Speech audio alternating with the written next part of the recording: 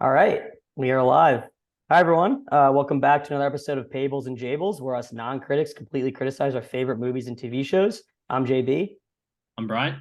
Today we'll be covering the fourth episode of the HBO series The Last of Us, titled "Please Hold My Hand." This will be a little bit of a special episode. We missed last week. Had some work travel and whatnot. We're busy guys, busy guys. So sorry about that. So we're actually going to cover the fourth episode first, which is the most recent one, and then we'll talk a little bit about the third episode too. And yeah, we'll get into it. I also want to point out a couple Birds fans ready for the big game. Let's go Birds! Super excited. For those who don't know, me and Brian grew up together. So in the Philly, well, outside of Philly, the Burbs. So we're always been big Eagles fans. So we are excited to say Let's the go, least right now. We had to rep the team. Had to rep the team on the pod. What's that? What jersey you have? I have Carson Wentz. Oh my God! Did you black out the last name on the back? I did not. Okay. I do not hate him like the rest of Philadelphia does. I was going to Whatever. rock the Sean Jackson jersey, but it's the away one, and I wanted to rock the midnight green. Fair enough. Fair enough. Honestly, I saw people in Philly 2 weeks ago and they won the NFC Championship with some Wentz jerseys. So what do you? It's an Eagles jersey. Like you're not gonna hate on Dude, people. It's he did so much for the city. Come it's on. kind of funny at this point. Anyway, I'm rocking the black B Dog jerseys. Classic, classic. Classic. But Legendary player. all right, let's get into the fourth episode. So BPay, what are your thoughts on this one? On the fourth episode, so obviously this is part one of a two-parter episode. But I really like the approach they took with it. This was mainly the build out and progression of Joel and Ellie's relationship, right? So I like that we saw a lot of character development between the two. I like that we saw the much more likable side of Ellie, just because I feel like the last couple of episodes have kind of been really missing that.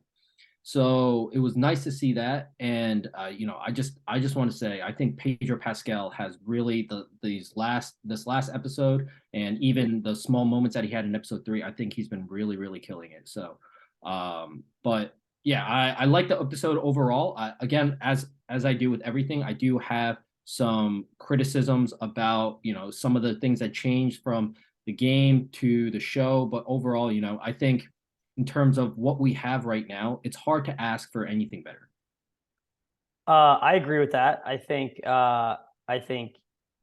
so. This is what I think there's going to be 8 episodes, right?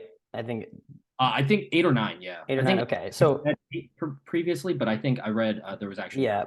Okay, so we're either halfway or like we're approaching halfway through the season. I think so far it's been an amazing show. I think it hasn't exceeded my expectations. I expected it to be a really good show, and just based on what I knew of the game and people talking about it, but I know it's exceeded the expectations of viewership. I think it opened as like the second highest premiere in HBO since Game of Wow. Thrones, I want to say, or something like one of the Game of Thrones seasons, something like that. So the viewership's been really high. Apparently dropped off a little after last week, but I think it doesn't really matter. I think this show is destined for greatness. Like I think it's already up there in people's minds as one of the better shows over the last couple years and however long. Honestly, I agree. I think it's been amazing. I think my opinion.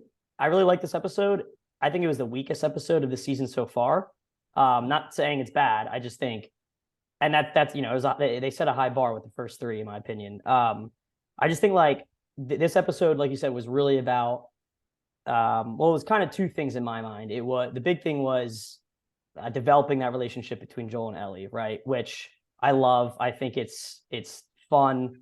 Like they add some it's fun into it, which I appreciate because it's a very somber world, right? So I think like the little quips here and there are fun and keep like a little light. And I just think like the way that they're developing that relationship is so cool, and they do it in like subtle ways too, which is really like very creative ways. Like I think the thing like she has that book of like jokes or whatever, and then throughout the episode she's just like throwing out different jokes, and then Yeah. the last one she does at the end, he's like laughing, and I love that scene. I thought it was a cute scene. I thought it was great, but it does a lot for the story and just developing that relationship. And you can see like, and this goes to testament to Pedro Pascal's acting. He's such a good actor where you can see like in his face, like almost scene by scene, how he's like starting to like this girl more and more, right? Like he's seeing her as like just another. I don't want to say like his own daughter, but like I think he does a really good job of like you can. I think the audience is supposed to, believe that he is protecting this girl like he would his daughter, and like obviously this girl probably reminds him of his daughter who he lost tragically, and he cannot do that again, right? Like he lost his daughter tragically. He lost Tess, right, a couple episodes ago, and he cannot stand to lose someone else that he's beginning to care about again. And so I think you're seeing that in Joel. And I think Pedro Pascal is playing that perfectly. And I think they're just crushing with that. I think they are absolutely crushing with that. I love it. Yeah, I think he plays a much softer Joel than the Joel in the video game. My favorite, I think, honestly, what might be one of my favorite scenes so far might be that scene where they're in the camp, they're building the campfire, and she asks him, like, is anybody going to find us? And he says, nobody's going to find us. And then, he looks at the gun, and then it cuts to him, standing over her, just staying, keeping watch as she falls asleep. I think that was one of my favorite additions. And, that's also an original shot. That whole scene was completely original. So, not from the game. The pun book Okay. is directly from the game. And I loved when she whipped it out. It was word for word. It was amazing. I do think that, in the game, it was a bit more of a progression, right? Like she brings out the pun book in somewhere in like the beginning of the game. And then he doesn't laugh until closer to the ending of the game. And I see. so it was like so it was much more of a progression, but I like that we were able to see that whole thing, just encapsulated into one episode. I am also very excited to see, these are two of, some of my favorite characters, Henry and Sam, that are being introduced. So I'm very excited to see, how they develop them, what they changed about them as well in the second part of the episode. But yeah, I think it's important to remember that, this is very much a setup for whatever next episode turns out to be. I will Yeah. say, they've already changed so much. It's hard for me to really predict exactly what they're going to change. That character, Kathleen, is another completely original character. So, and I think they changed what that group was from the game already. So, Yeah, yeah. they I don't know if you watch the wrap up, or not the wrap up, like the at the end of the episode, kind of like they have the showrunners talk about it and stuff. And I've been watching those, and they say how in the game, like these people were just kind of an obstacle, whereas in the show they wanted to give them like more of a humanity and be like, all right, like let's give this group of characters Mhm. like a story and not just be like random random people that they're just trying to get through. And so they said they introduced the character of Kathleen. They have some sort of story with like they're trying to find this guy named Henry, who we don't know who that is, I don't think, or maybe I don't know if he's in the game or not, but like I just as a show viewer, you don't really know who he is or what he's up to. But obviously they've this group of people has taken out the QZ in Kansas City, right? Which Yeah. I thought was kind of cool and interesting. Um, but you definitely get to feel like they're kind of like their own authoritarian like Yeah. regime, like their own. There's like kind of have control of the city, and they don't come off as good people, at least not in this episode. Yeah. Especially when Kathleen was like, find anyone who is, you think connected to this Henry guy and just kill them, right? And that was pretty aggressive. So, That's very um, interesting. That's yeah, very, very interesting. yeah, So I did not watch the wrap up this time. I usually do, but I missed it this time. mhm. But yeah, that's a pretty big departure from the game. I would say the way that I interpreted that part in the game is that it's the group that they go through is part of a group that they run into later. But I guess they're changing that. So in that case, I have no idea what's going to happen. Yeah. I mean, who knows? Yeah, who knows how they're going to like if any characters in this like 2 episode arc are going to we're going to see more of. I don't. I mean, the episode ends with a son, a dad. It seems like a dad and his son like holding a gun to Ellie and Joel, right? So I don't really know what their role is. So yeah, we'll see. I think, but I think they have as a show you have to do that. Like if this group of people are like the villains in the next 2 episodes, how many like superhero movies are bad because the villain's just bad, right? Like that's something that like Avengers did so well with Thanos. Like he like you got to know him so well. Like Infinity War was almost like about Thanos, right? He was. And I was a yeah, fan of the movie. Yeah. exactly. And that was amazing. And then like it made it just so much better when they're actually like fighting him and he dies and all that. So I think as a show, as in a game, yeah, obviously you just have random people they got to get through, whatever. But I think they're doing the right thing as a show. I mean, these guys clearly know what they're doing, man. Like I feel like they've hit it on almost every mark. I will say. Now, I think, in my opinion, why this was the weakest episode of the season was kind of like you said. This was really just like to get them from one place to another, right? It was just kind of like, all right, they're out of Boston, right? They left Frank's, and now like we're gonna spend a little time them getting to Kansas City, and that they use that time to develop their relationship, which I think was the right thing to do. And then they get into Kansas City, and some shit goes down, and now they're there, and it's clearly setting something up like a big episode, in episode 5. Yeah, go ahead.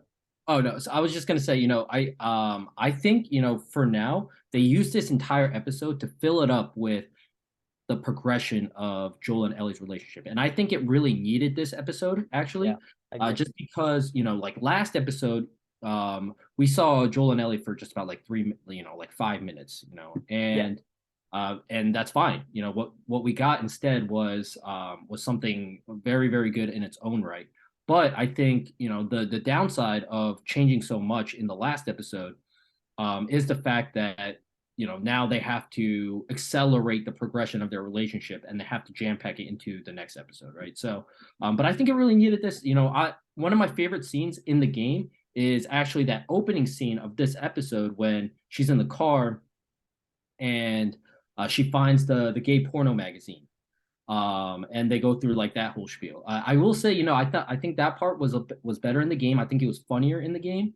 But I love that they included it. I love that they almost kept it word for word. yeah, I thought that was pretty funny.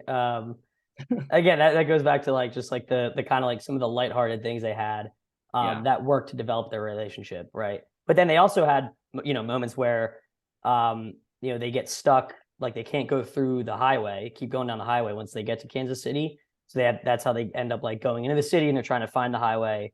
And he's like Joel's getting frustrated with Ellie that like, well, like where's the highway? Like, and she's like, dude, it's my second fucking day in a car. Like, what do you want me to do? I can't even like read them. So I think like stuff like that also is a really good way of developing the characters and just like the relationship. Cause I mean, dude, the world they're in, the society they're in is super Yeah. dark, right? And like there's gonna be lighthearted times, but a lot of the times they're gonna be shit.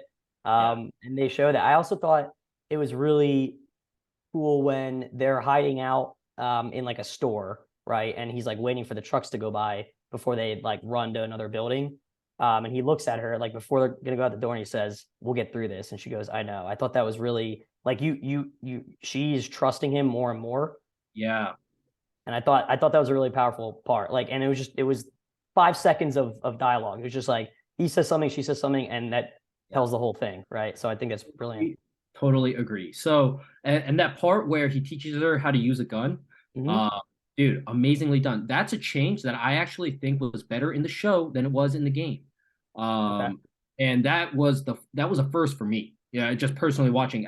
So far, personally, all their adaptations of the scene from the game, I do think that the game does it slightly better. I like what they tried to do, and I like their versions, but I do think the game so far did those scenes a little bit better. But I think that the way that they adapted him teaching her how to use the gun was much, much better. In the game, it's a very brief conversation, but here they turn it into once again, and a more emotional, connection between the two, and I really enjoyed that. Yeah, I totally agree. One thing I was thinking, this is kind of random. I totally thought Kansas City was further south in the US. Like, because when they said they got to Kansas City, I was like, why are they in Kansas City? They left Boston, Yeah, right? And they're going to Wyoming, which is obviously north. And then I'm looking at the map and I'm like, oh, actually, that totally makes sense. Like, they probably would go through Kansas City. You would either probably go through Chicago, which they probably don't want to do because of how populated of a city that would be, right? Like, I would just thinking of like the route they would take. You probably don't want to go through Chicago. So you would go a little more south and probably go through like maybe Pittsburgh, which I know that this part in the game actually happens in Pittsburgh, right? And not in yes, Kansas I City. was gonna say that. Yeah, Yeah, yeah. But I think they addressed that like after the episode, just saying, that in the game it happens in Pittsburgh, but we just thought like Kansas City would have made just makes sense for the show. And I don't really think it matters in the end. Like I think it's whatever. They're in a city and there's people. I I Yeah. actually like that they switched the location. Yeah. Yeah, but just personally, especially for us because we went to Pitt, in the Yeah. game, it was really cool seeing the bridge in the game. Oh yeah. Yeah, but I don't think it's a big deal that they change the location at all. Yeah. Yeah. Um, Um, so I do want to say, now I kind of want to get into some of my criticisms here. Um, one, I don't like the fact that that Joel apologized to her about about her killing the guy, and I kind of that's one where I think the show or the game did it slightly better, and I wish they kind of kept that part of the game, just because what happens in the game is that first of all she kills the guy, mhm. and Joel's angry. He's angry because she didn't listen to him, and instead of hanging back, she decided to come out and help. And this also makes Ellie a much more likable character to me because she stands up for herself and she says something along the lines of, like, what are you talking about? I saved your life. How about you say thank you? It was either him or me. Thanks for saving my ass. And Joel just kind of responds with, I'm just glad I didn't get my head blown off by a damn kid. And he just walks away. But then later, he gives her a rifle and lets her help. And right before he goes down, and this is where he teaches her how to use the gun. But it's a very, very brief conversation where he just gives her a few pointers. And then before he leaves, he says, "Just so you know, back there, it was either him or me." And he just goes, and it's his way of saying thank you and I'm Mm. sorry. And I just, that level of subtlety I thought was very fitting for Joel as a character because he's a hardened survivor. He's not somebody that's quick to say I'm sorry, right? So I feel like Joel's walls are getting broken down a little too quickly, but it led to a lot of really good emotional scenes. Like him teaching her that gun was, I Yeah. think, fantastically done. So, and I actually have a lot of scenes that I really, really liked in this particular episode. I'm starting to realize. Yeah, so let's talk about this because I think you've been sending me the scenes like from the game, right? That how they match up to the show, and that one in particular where they like crash and then there's guys shooting at them, and in the game it's very different. It's like more hand to hand and it's very violent, right? I think as a person watching a show, I wouldn't necessarily want to see that. Like, Interesting. I think it would take away from the show itself and the story itself, and just kind of make it seem like I think in a video game it makes sense. Like it, I mean, video games are like you can kind of do whatever you want in the game, right? And you can kind of do whatever you want in a show. But I think you would start losing people if you had like very like gory scenes, and I think there's already been some of that. Like, I mean, obviously, like some of the infected we've already seen is pretty nasty stuff. I know we're gonna see more. I know we're gonna see, more just like violence, person to person violence. So I'm sure there's plenty to come. But I think like I don't need to see Joel like smashing a guy's head against a table and like his brain's going over. Like I just don't think I think you would start losing people, viewers of the show, right, who didn't play the game and they're just like, I don't really play video games. I'm just like watching a show and they're liking the story and they're liking Joel, and then that happens and you're like, Jesus, like where the hell did Yeah. that come from? Right. So I think it would, in my opinion, in terms of the show, I think it would take away from Joel's character a little bit. I think they're showing the humanity in him, and that's good. They've talked about referenced so many times in the show, like the bad shit he's done in the past. And she even, and I think they have ways of doing that, right? When they're climbing the stairs and she's like, have you killed innocent people? And he just like looks at her for like a second and then just goes, we should keep moving. That's him saying, yeah, I've killed innocent people, right? We had to do what we had to do. And I think that's a better way of saying like, yeah, this guy's a savage. Like this guy has killed a lot of people. He's done what he had to survive. A lot of it probably not good, but I don't think we necessarily need to see that as viewers of the show. So that's my opinion of it. Yeah, so I can definitely see what you're saying. I do think that first of all, gore and zombies do go kind of hand in hand. Sure. Like Walking Dead, any kind of zombie movie has had a certain level of violence and gore. But more so than that, I do think that personally, just from I think violence is a core part of Joel's character. I think that, the violence that Joel commits throughout at least the video game, it's a constant reminder of some of the terrible things that he's capable of and his complete savagery. And I think, it helps make, it helps make the ending make a lot more sense. And just knowing what he's capable of, and just seeing it and just visually, I think it's like a visual representation of, him not necessarily being like a completely moral guy, and then, just, and also that line that you mentioned, him like killing innocent people, is directly from the video game, and that's Okay. after she witnessed, the entire savagery that this dude is completely, just, I mean, he just brutally murders like 6 people in that whole sequence, right? Yeah. So I do think that, I was definitely pretty disappointed with the way that they adapted that scene, particularly, just because, just because I was hoping that they use that scene to really establish, the skills that Joel has as a survivor. And we kind of saw that, he made some good shots. What I liked about that adaptation was the enemy sneaking around, and while Joel like crouches and walks, it just felt like exactly like the video game. Mm-hmm. But I can't lie, I was a little disappointed, with the direction that they took. So obviously, but what I'm, really taking away from that is that, we talked about this off camera, but they are moving entirely away from a focus on action, or and they're really trying to establish the emotional side of the story. Even, the whole thing like Joel missing hearing in his ear, him having pain in his knee when he's walking, that, they're using a lot of these things that, that really want to make us view Joel as, a bit of an older guy. He is 56. They even mentioned that. They mentioned his Yeah. age, right? Well, In and the he, show. and he, and they're climbing up the stairs. She's like, how far are we gonna go up? He's like, as far as I can get. I thought that was pretty funny.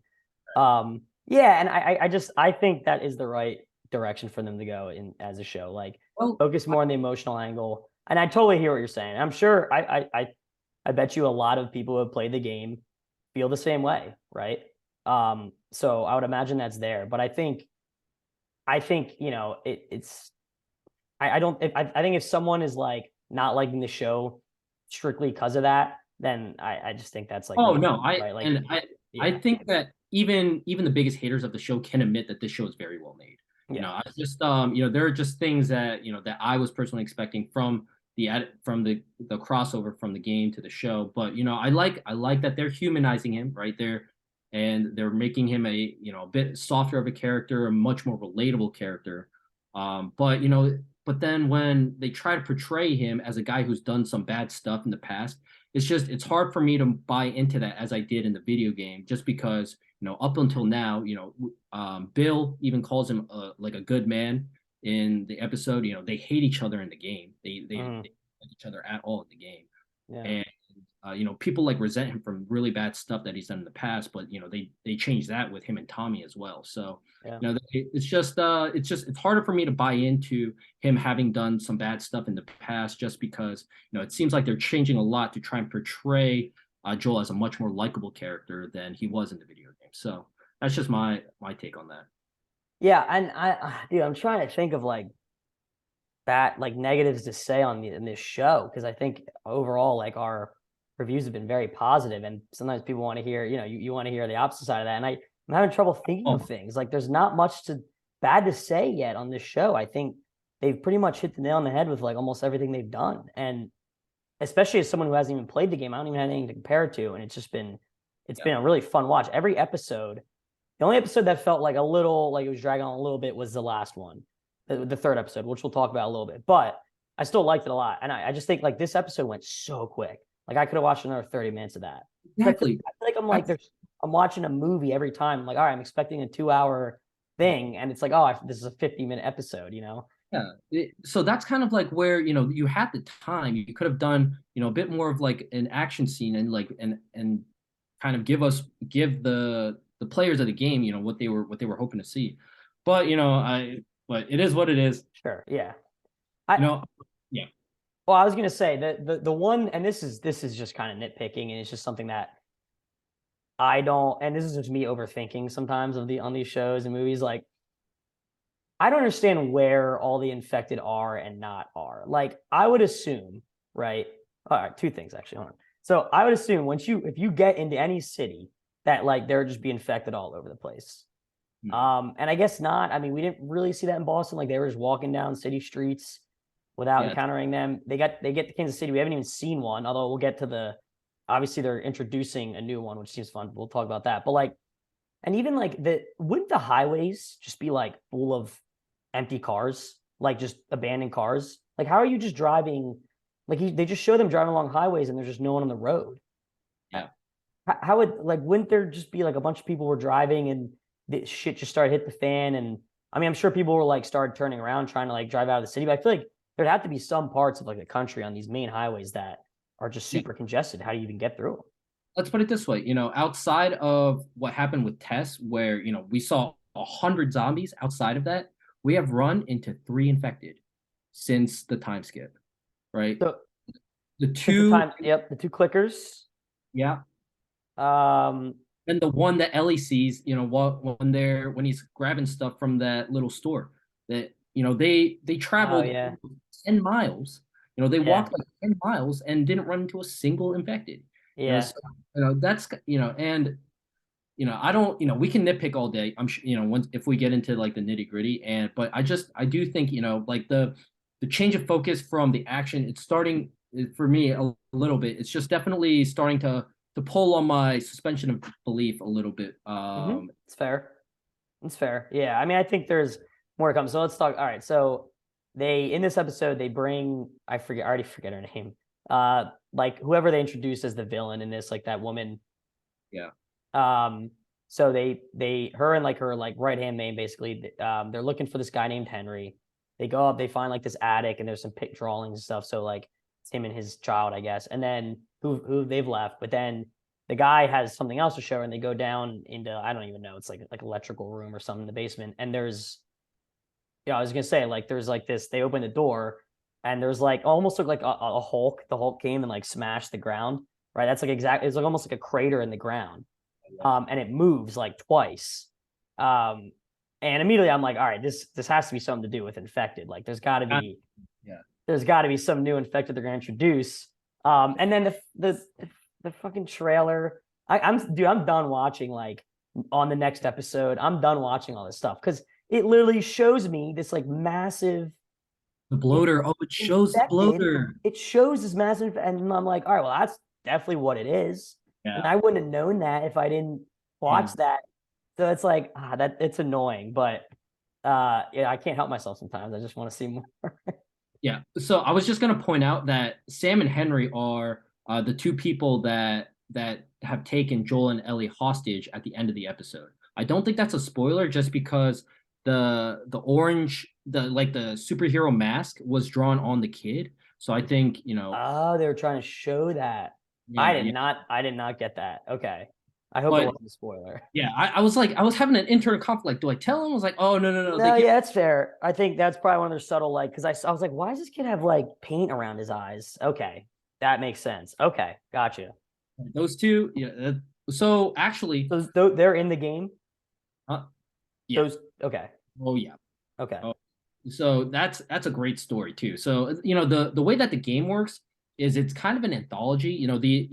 Joel and Ellie go on this journey, and and it's about them stopping, like essentially like 5 6 different stops, and us like seeing these stories play out at each thing. So this is Sam and Henry's story here, and it's a beautiful one. But I think the game is very heavy, right? And that's very important to realize, is that that there's a lot of things happening, and it's like pretty heavy stuff. So I'm just curious to see that if how are they going to change some things, and certain characters many episodes later are how they've already changed so much, but it kind of affects how other things may happen down the road. So Mhm.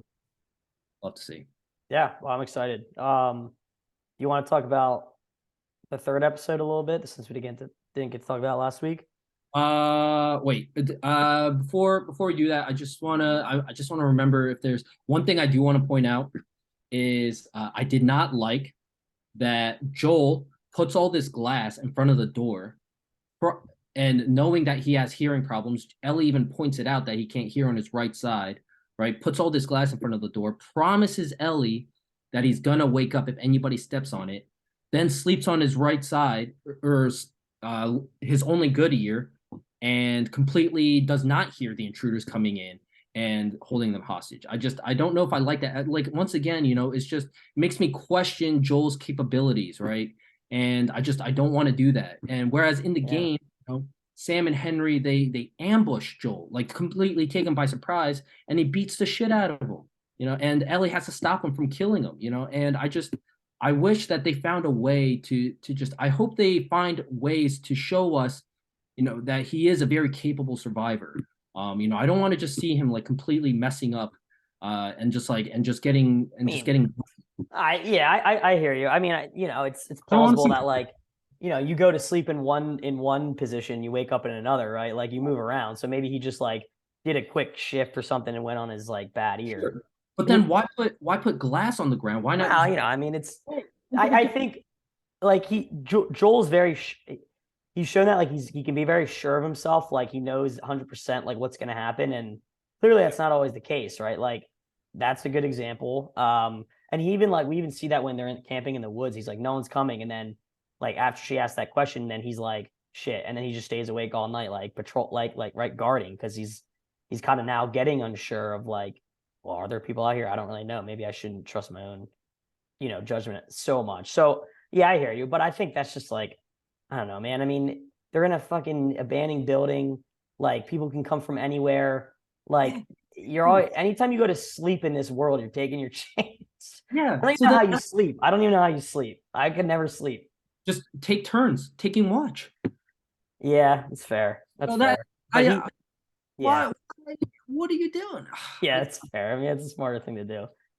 That's just one of those things where it's like, whatever. I just kind of let it up to Let's the just, I forgive it. I It's forgive a it. show in the end. It's a I'm fictional show. saying, I just, like, why do something that it caters to your disability? I'm just find a Fair, different way. I fair. just, Yeah, yeah. Anyways, but overall, I did really like the episode. yeah. Same. I think, uh, for me, I think I like this better than Tessa's episode. Even though, just because I think it does more in terms of developing the relationship between Joel and Ellie, and I think we really missed that. Just in general, we haven't really gotten that. Even episode 1, 2, and 3, we haven't really seen any kind of bonding. Yeah, three. It started a little bit. It started a little in three, but we didn't get to see him very much in three. All right, so now this is a good segue. So, they focused on an entirely different relationship in episode three, right? I did not see. I don't think anyone saw that coming. Like just this episode, right, where they spent an hour and 10 minutes on a love story that didn't have anything to do with the main characters. I mean, I guess it did, and also like put Joel and Ellie like on the direction they're going. So like I thought that was they did that in a good way. But yeah, I did not expect that at all. But I liked it a lot. I thought it was a fantastic episode. I think like they stepped away from the present day and the characters that we're on, and they showed what it was like to live for 20 years during this apocalypse as following a survivalist, right? In Bill, um, and then him finding just out of chance love, and then that just blossoming into what it was. And I thought it was a beautiful episode. I thought there were so many like very touching moments, especially at the end. Like I was like, oh my god, this is brutal to watch. Like it was just so sad. But yeah, I thought it was a really interesting direction they went with that episode. I don't so why do you think, because I know it was a huge deviation from the game. Like in the game, like you get to Bill's and like Frank has left, right? Because like they got in a fight, and then you find him like he hung himself, and there's a note, right, yeah, that says, like, Bill, I hated you, fuck you, yeah. But guts, yeah. he got infected, so instead of like dealing with that, he hung himself to die. And so I'm curious to hear your thoughts of why you think they deviated so much from the game and instead like went a totally different direction and actually focused on the relationship, and it was a good relationship. Yeah, so Neil Druckmann, the producer of the show and also the director of the original game, has made mentioned many times that the first game's main theme is love and the second theme is hate. And Okay. I think that the theme of love, right, and it doesn't match with the way that their relationship played out in the game, and I guess they decided to take that the small moment that was in the game and turn it into something beautiful. And I did think it was very beautiful. As a standalone episode, just viewing this as a standalone TV episode, I liked it a lot. I actually really, really liked it. My girlfriend cried during it. So, I did too. uh, I teared up. I teared up. Yeah, it was but powerful. as an episode of The Last of Us that is supposed to tell the story of Joel and Ellie, I'm not really sure exactly where it fits, to be honest with you. The plus side is that they made this beautiful love story and they were able to share it with the world. The downside is that there was so much that happened in that segment, where they meet Bill, between Joel and Ellie, that helps that progression, and we just don't see any of it. Ellie has some hilarious interactions with Bill, and we'll never get to see that. Yeah. And there's just so much shit talking between the two that really shows Ellie's like more lighthearted side, her willingness to stand up for herself, speak her mind, her outspokenness. And you see a lot of that in that segment. And now, they have to kind of jam pack that Yeah. into. So I do think that the cost was quite large. So, but I think that what they turned it into, as a standalone TV episode, was very, very good. But there's a couple of moments that um that I think that they should have found a way to incorporate into the show, just because of to me, how enormous it was in terms of the turning point. There's a point where, at the beginning, so first of all, that conversation where he lists out his three different rules happens in the very beginning of the game, right? Okay. Or the very Come on. beginning. Yeah. Come on, Joel. Yeah, Right. yeah, yeah. The Ellie. Yeah. There's some rules you got to follow. Yep. That would have happened in the very beginning of the episode, Okay. and he doesn't let her help at all. He tries to take care of everything, but then essentially halfway through that segment, they have no choice or else they're going to die. Yeah. So Ellie has to help, and she puts herself in very dangerous situations, but contributes to the group. Hmm. And by the end of it, Joel he steps aside and he goes up to Ellie and he says, "Hey, I just want to say you're doing a good job. I figured you should know that." And it's the first time that he acknowledges her, like, truly. And it's kind of a big turning point between their relationship, because then they segue into the whole ambush and she tells the pun books and he just starts to accept her more as, other than just Yeah. this piece of cargo. And I just, I wish they kept that part. Another part is that she goes out of her way, and while in the game it's very well done because you're just scavenging around a house, and then Ellie comes in, and then she says, "Hey, you got a second?" And then she apologizes about what happens to Tess, and she just says, she says, like, "I know you told me not to bring it up. I just want to say I'm sorry," and that's it. And it's a very small 5-second segment, but it just makes her so much more likable because you see how much it bothers her. What happened to Yeah. Tess. We lose that all. Tess is. Well, kind of. So, yeah, you're right. Yeah, there's a lot to unpack in this episode. I mean, it's even though we don't see Joel and Ellie that much, it still like does a lot for their characters, in my opinion, especially Joel. So, in the very beginning of that episode, they're like in the woods, and I thought it was a great scene where Ellie's like, she obviously, like, she knows Joel's upset and he's pissed. You're right, he's pissed that Tess is dead, and he's definitely blaming it on, like, he thinks it is her fault, right? Like, and she's like, "Hey," and he's like, "I don't want to hear about it. I don't want to hear." So she's like, "I wasn't gonna say sorry. I was gonna say, like, neither of us wanted this path. We were forced to it. I didn't make you take me out of the QZ and on this journey. So stop blaming Tess's death on me." And Joel, like, I think that's like the first moment where, like, Joel's like starting to respect her. It's like, okay, right? Like, because that's something that, like, Joel can kind of understand, right? Like, you know what? Yeah, it's not her fault. I'm not going to blame her. Yeah. And then fast forward to like the end of the episode where she's reading the note, and she stops where it was going to say Tess, right? Bill wrote Tess, and she stops. And I thought that was pretty powerful because Joel obviously knew what it said. He grabbed it, he reads it, he goes outside, tells her to wait, and he cries, right? And like I think that was a huge part for his character. Like it was kind of him like we haven't really seen that from him, right? He just kind of stays like, this is like a hardened dude. He's just like, just keep going forward. Let's get this shit done. You know what I mean? Let's not talk about stuff that happens. And now he kind of like lets go, like lets that emotion out. And I think that is, to me, that was the part where he like really actually started to care about like what this was going to be with Ellie, like what this journey meant and like what getting her to the Fireflies in Wyoming or wherever they're going to get her to, like keeping this girl alive, like what that meant. And I feel like that was the part where he was really like, all right, like, yes, Yeah. this is like, I am on board with this. We're going to do this. And especially when they got in the car and he's like, all right, here are the 3 rules, right? Like, I thought that was really cool. So like, here, Yeah. if you want to stay with me, I'm going to do this, but here are the 3 rules. You got to follow them.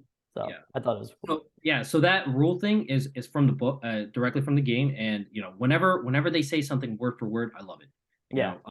But for me, the way that I saw it, it was I first of all I actually hated that she said, "Don't blame me for Tessa's death," Okay. and that was not from the game, but also it just like it her coldness about this person that actually genuinely tried to care for her. I don't think that in the game, like Ellie was very kind. She's very kind and she's very caring, and so for her to be so cold towards this person sacrificing her life for her, I thought it was very Well, not. I don't think that was her being cold to Tess. I don't think, Yeah. I didn't read that as her being cold about Tess. I read that as like Joel. Joel's pissed, right? And like projecting that onto Ellie, right? And she addressed it. And it's not her fault. Like you can't blame her. It's not her fault. They chose to take her and like do this thing and then it happened. I mean, it happened. Shit happens, right? And I think it's just like that's just Joel projecting, right? Like after the heat of the moment, it happens, and like we all do that, right? Like we project the shit we're mad about on other people when really it's just like we're mad at ourselves or we're just mad at the situation, right? And that's really what it was. I think it was I don't know. I think it was almost like also developing her character a bit, right? And that's interesting. You say that she's like really sweet in the game because she's not in this show. Not. Like she is. It almost like seemed like it took a little of the roughness out of Joel and put it into Ellie. Yeah, that's exactly how I feel as well. Yeah. And but yeah, she is, she, that's why episode 4 was kind of very important for me because up until then, I was feeling like they turned Ellie into a very unlikable character. Yeah. And I just so that's why episode 4, they incorporate like the pun book from Ellie. And Ellie in the game, she's a very lighthearted. She maintains a purity throughout the game, but it's a purity and the kindness that I feel like the Ellie from the show is definitely missing. Even still, but there's a lot of really great scenes that are supposed to make her very, very likable. That I hope they decide to keep. But so far they have changed quite a bit about her character to portray her as definitely more rougher around the edges. Yeah, which is fair. I mean, this girl has grown up in a zombie apocalypse pandemic, right? Like, I feel like you'd if you were born in that and you just grew up, that's all you knew. You'd kind of have to be rough on the edges, like to survive, right? I mean, that's just like the way of the world. So I hear you. I mean, I think you're right. Like, I think in episode 4 they started doing a little more like, they showing more vulnerability for both these characters. Which I think will work. Yeah. I do also want to say, this is a total tangent, but the guy who plays Frank, he's in White Lotus, and it's hard for me to recognize him with the beard for a second, but it's good to see him in a lot of roles. I really liked him in White Lotus. Yeah, his name's Murray Bartlett. He was, I think he actually won an Emmy for that role in White Lotus. He was, oh my God, what was his name? I don't know. but he was the hotel Oh, I manager. forget, but he was so good. He was the best character. Yeah, he was fantastic. The man was off his Yeah, rock. yeah. So I was happy to see him again. That was cool. I think he was great in it too. I think he played it perfectly. What do you think of Nick Offerman as Bill? It was weird, but I think he did a great job. Yeah. The part where he eats the strawberries and he laughs, I was like, dude, that's Ron Swanson Oh right my God, it was so Ron Swanson, dude. It's so funny.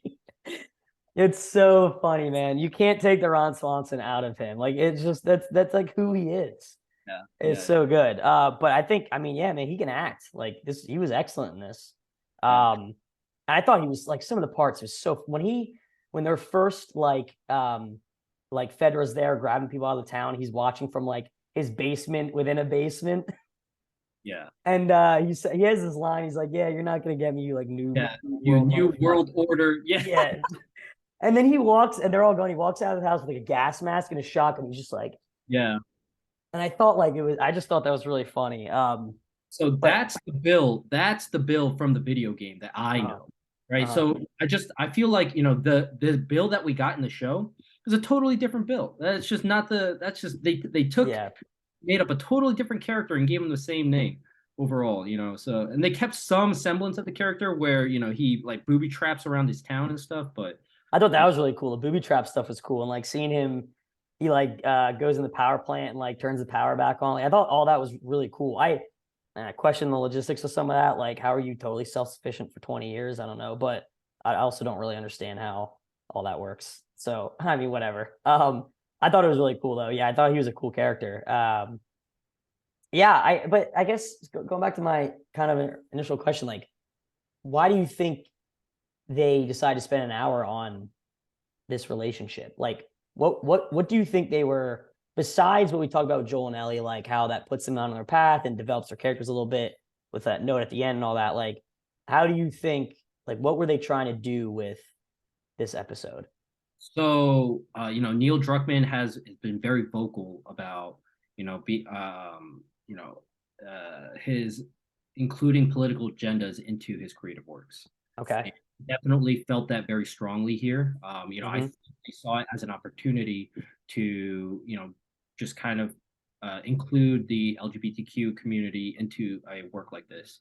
And I definitely think that was kind of his main goal with this. Big part of it. Okay. Yeah, that makes sense. It makes a lot of sense. Yeah, I guess I didn't. I think that is a great reason, and the reason you mentioned about which I thought was cool, where like the main kind of themes of the game are like love and hate, and this was obviously an episode all about love, which was cool. So I did appreciate that. I thought like I also just thought it was almost just I don't know, like I said in the beginning, just them kind of showing like what it is to have a relationship, I guess, where you're during a like a apocalypse, right? Like that's just interesting to me because how many zombie movies and shows and all this stuff have we seen? And this is different. I honestly don't even like consider this a zombie show. I think it's about like a lot more, right? But obviously that's a huge part of it. Like that's the setting for the world. But like I think in all those like Walking Dead, all that, it's just like a lot of action, like just people like a group of people trying to survive, moving through like the obstacles and whatever.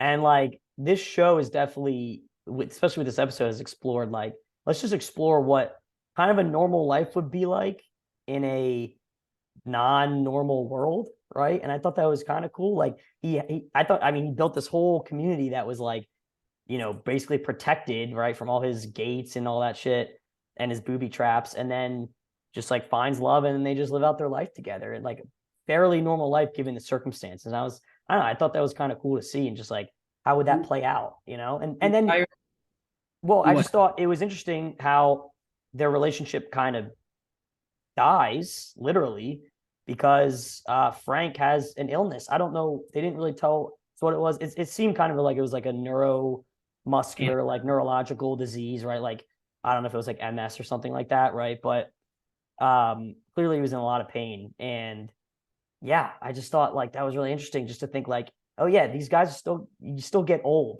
Even like in apocalypse, if you survive, you still get old and you can still get the same diseases and have the same issues that you'd have living in a normal society, right? So I don't know. I liked all that.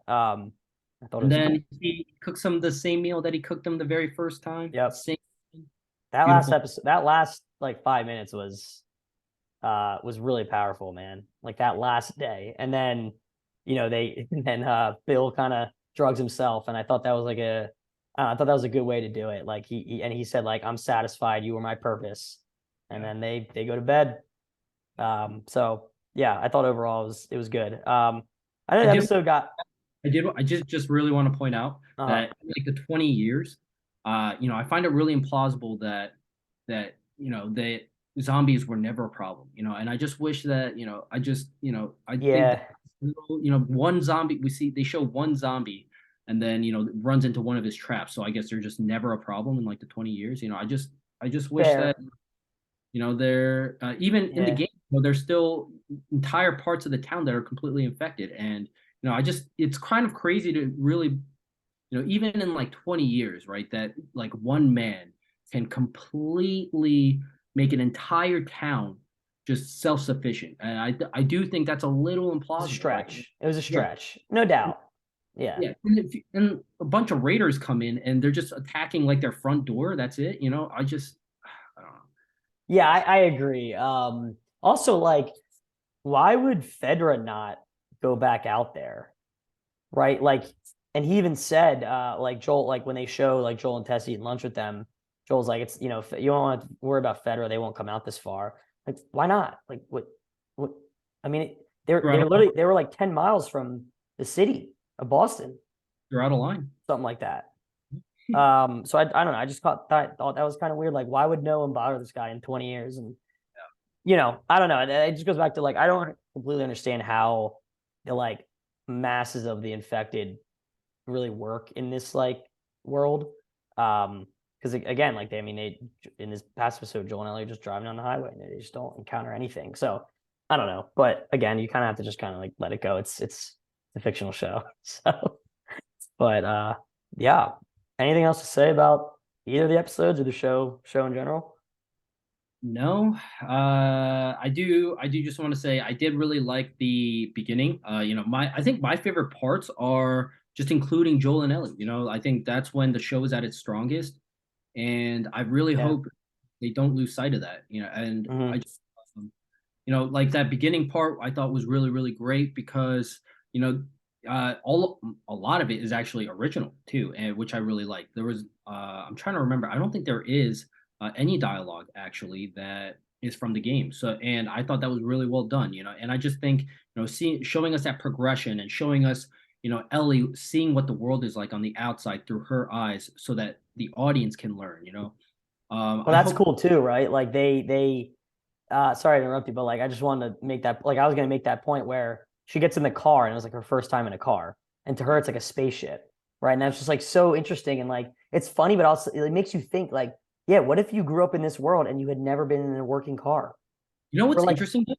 yeah, go ahead. Ellie, the video game knows how to drive a car. Well, that's okay. Interesting.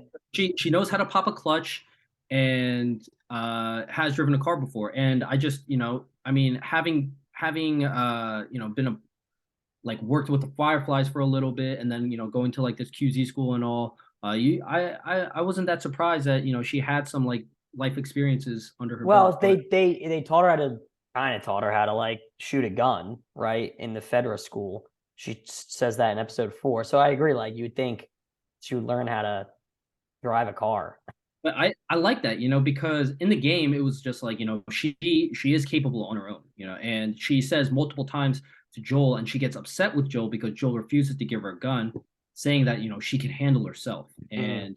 And I really like that. It shows a lot of scrappiness on Ellie's side, but it's moot Yeah, and point. I thought that when they in third episode when they're like they see the plane crashed on the hill, and she's like, "Oh, whoa, is that a plane?" Like, cause she'd never been, and Joel's like, "Yeah, it sucks." She's like, he's like, "It sucks. It's just you sit in like a tube in the sky with a bunch of annoying people, and you're cramped in a seat." She's like, "Dude, you got to go into the sky." Like, I just thought that was really funny, and again, it's just one of those parts that made me think, like, yeah, how would you feel if Yeah. you knew what this was, but you could never experience it, Yeah, right? great inclusion because she like always wanted to fly from the game too. So that was like a bit of a call out that I really Oh, enjoyed. okay, that's cool. Also, Joel is a huge fan of coffee, and I love that they included that. That was a nice. Yep. And yeah. He's like, what, you don't like coffee? And he was like, that was such a genuine reaction. She's like, oh, what is that? He's like, you don't like coffee?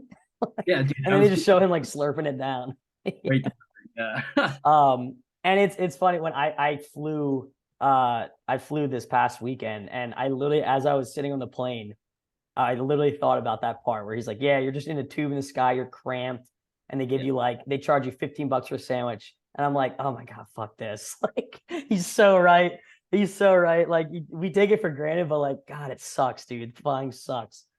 Anyway, all right, man. Well, I think we covered a lot. This is good. A long episode.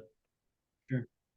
All right. Well, if there's nothing else, thanks everyone for tuning in. If you like this episode, please make sure to like the video and subscribe to our channel for more content. And as always, comment below about any other movies or TV shows that you'd like to hear us non-critics criticize. So we'll definitely be back next week for episode 5, which is actually airing Friday because of Super Bowl Sunday, which leads me into our last part of the show. Let's give our Super Bowl predictions. All right, I want obviously winning team, which we both knew we were going to pick, and I want final score, and I want Super Bowl MVP.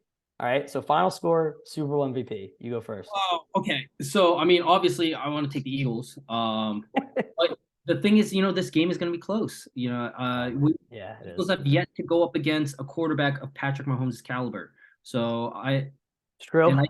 he's on a bum ankle, and we have a historic D line right now. So, I think the defensive line has to play very, very well. So I think our best shot is if it's a lower scoring game. I don't know if we can go toe to toe with a red hot Chiefs offense. So I'm going to say 2017. Okay, I like it. Who's your Super Bowl MVP? Ooh, so I was going to default. To be clear, 20-17 Eagles. You didn't say that, but I knew you said 2017. Yeah, okay. So I was going to default to Jalen Hurts. Mm-hmm. I'm going to go with Hassan Reddick, baby. I like it. Let's I go! like it. All right, that's good. So I think obviously both quarterbacks are a little injured. Yeah. I don't know how bad Hurts' shoulder is, but he has not passed the ball well since he had that injury in Chicago. That worries me. He hasn't really had to pass the ball well. Like, they've just steamrolled their opponents, which is just a testament to how good both their lines are. Like, it's a historically good offensive line and historically good defensive line. I think that was a difference 4 years ago when they won the Super Bowl against the Patriots. I think that's going to be the difference this time.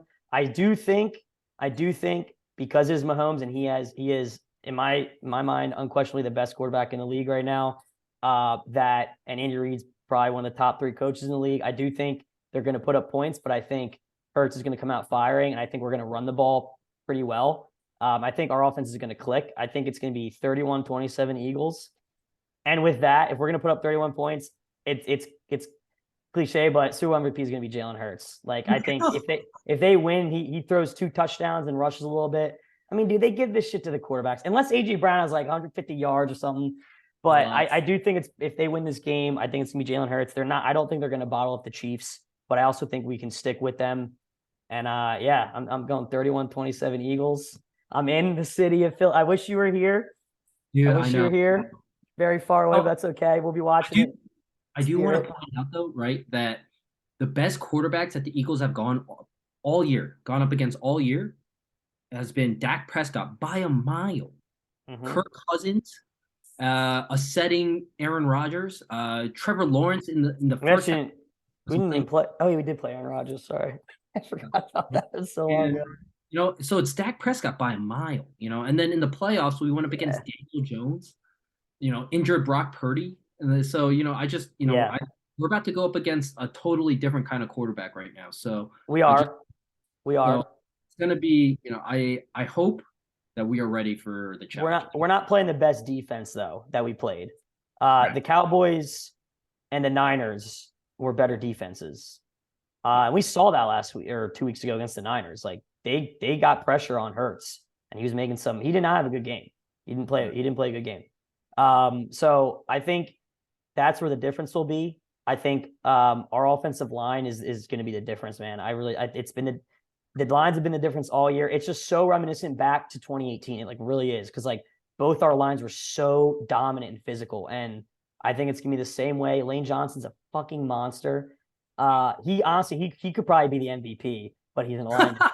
Seriously though, they're never gonna give it to him. But the dude is insane. I mean, the whole line's amazing. So I think that's gonna be the difference. I think if we can establish a run against the Chiefs, I think we can kind of do whatever we want on offense, and that's what I'm. I think that has been Nick Sirianni's main problem all year, though. He at weird times he will just refuse to run the ball. So I really hope that he does not go into the Super Bowl, passing it 10 times in a row before he runs the ball for the first time. There's been too many games, in the back half of our season where Jalen Hurts had 20 pass attempts and Miles Sanders had 1 carry. And it's just unacceptable.